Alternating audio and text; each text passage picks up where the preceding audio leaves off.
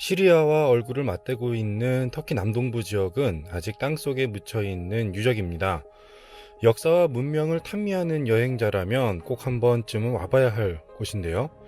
유프라테스 강은 여전히 문명의 신비를 품고 있고, 넴루트 산마루엔 페르시아와 그리스 시대의 신들이 돌이 되어 2000년 넘게 자리를 지키고 있습니다. 지붕만 없을 뿐 지역 자체가 거대한 박물관인 셈인데요. 터키 남동부는 처음 듣고 처음 본 문명의 흔적과 역사가 거대한 숨을 천천히 내쉬고 있습니다. 그 숨결이 낯설지 않았습니다. 교회를 다니거나 혹은 한때 여름 성경 학교 좀 오갔던 분들이라면 안디옥이란 이름을 들어봤을 것입니다. 그 안디옥이 바로 이곳 안타키아인데요. 험준한 바위산으로 둘러싸여서 쫓기는 사람이라면 도망쳐 숨기에 제격인 곳인데요. 그래서일까요? 초기 기독교인들은 로마 제국의 박해를 피해 이곳에서 공동체를 구성하고 동굴에서 예배를 드렸다고 합니다. 바로 크리스찬의 시작이죠. 안타키아는 성서 속 인물 사도 바울의 고향이기도 합니다. 그는 안타키아에서 예수의 가르침을 전했고 선교 여행을 떠났습니다. 그의 행보가 없었다면 지금의 기독교도 없었을 거라고 봐도 과언이 아니죠. 바울은 안타키아에서 출발해 이스라엘과 그리스, 로마에 이르기까지 7만 킬로미터 넘게 걸으면서 예수의 가르침을 설파했습니다. 안타깝게도 바울은 로마에서 순교했지만 그가 남긴 족적은 위대하죠. 지금의 신약성서 27권 중 13권이 바울의 기록이니까 말이죠. 앞서 말한 크리스천의 시작이 된 성지가 있습니다. 바로 성 베드로 교회인데요. 이곳은 예수의 12제자 중 하나인 베드로가 서기 40에서 50년경에 안타키아 실피우스 산에 세운 교회입니다. 엄밀히 말하면 말만 교회죠. 로마의 박해를 피해 숨어든 동굴인데요. 깎아지르는 듯한 절벽엔 당시 기독교인들이 파놓은 구멍이 송송 뚫려 있습니다. 마치 따라올 테면 따라와보라는 이런 해묵은 유행어가 어울릴 것 같은 동굴은 쫓아가고 싶은 전의를 상실케 할 정도로 고약한 곳에 있습니다. 그만큼 당시 크리스천들의 신념이 애절했으리라 상상해봅니다. 어부였던 베드로는 갈릴리 호수에서 예수를 만나 반석의 뜻을 가진 게바라는 이름을 얻은 뒤에 이곳 안타키아에서 베드로라는 이름을 처음으로 사용했다고 합니다. 동굴교회로 들어서면 정체 모를 엄숙함과 고요함이 온몸을 압도하는데요. 바닥엔 오래된 모자이크 성화가 흔적만 남아 있습니다. 가장 안쪽엔 제단이 있고요. 그 위에 베드로 조각상이 있습니다. 왼손엔 두루마리 성경을, 오른손엔 천국의 문을 여는 열쇠를 들고 있습니다. 제단 뒤로는 로마 군인의 습격을 대비한 비밀 통로도 있는데요. 예배와 생존을 위한 당시 크리스천들의 긴장감을 고스란히 느낄 수 있습니다. 시장으로 내려와서 안타키아 맛집으로 유명하다는 아시 퀴네펠레리를 찾았습니다. 바로 케밥을 먹기 위해서인데요.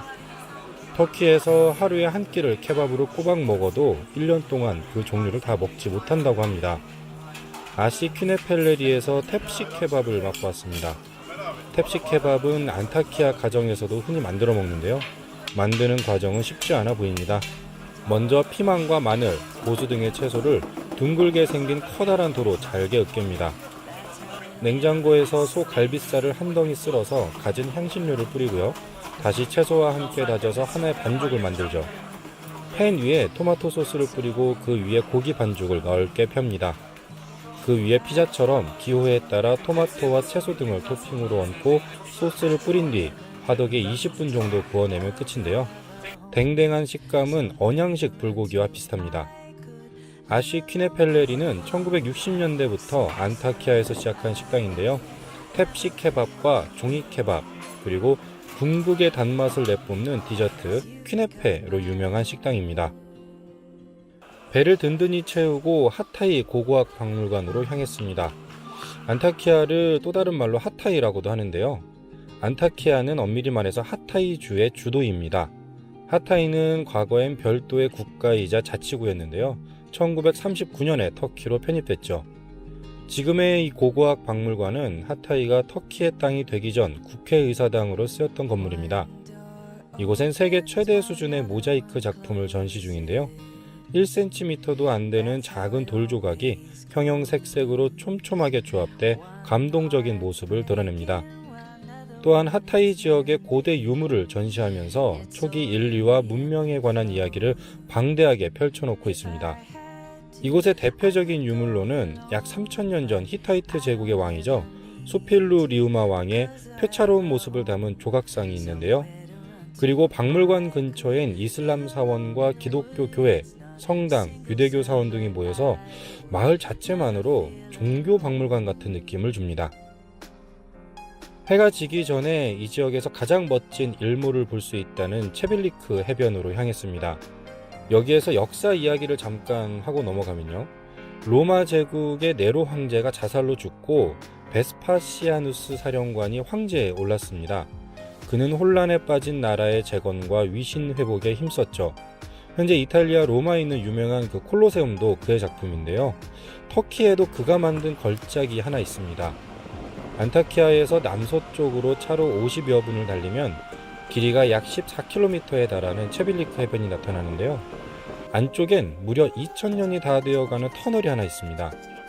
이 지역에 비가 왔을 때 물길을 돌려서 홍수와 산사태를 막고자 인공적으로 만든 터널인데요. 공사는 베스파시아누스 때인 서기 62년에 시작돼서 그의 아들 티투스의 재임 기간을 넘어 2세기까지 이어졌습니다.